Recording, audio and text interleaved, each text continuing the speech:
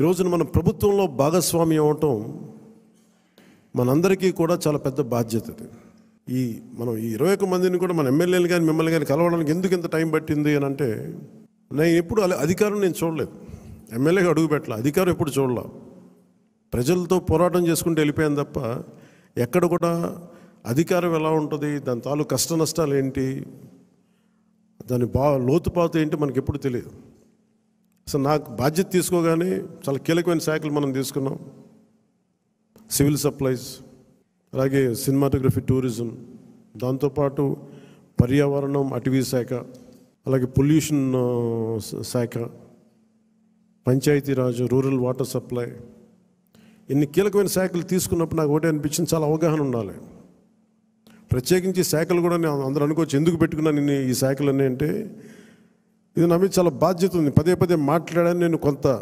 దాన్ని సంపూర్ణంగా ఒక విధి విధానాలు ఏర్పరిచిన తర్వాత సరైన సమయంలో బాధ్యతల నుంచి కూడా తప్పుకుంటాను, ఇంకెవరికైనా కూడా అప్పగించేస్తాను. కాకపోతే అది చేసే ముందు ఖచ్చితంగా విధి విధానాల మీద చాలా బలమైన ఒక విధి విధానాలు బలంగా ఏర్పరిచి ఆ బాధ్యతలు అప్పుడు అప్పచెప్తాను.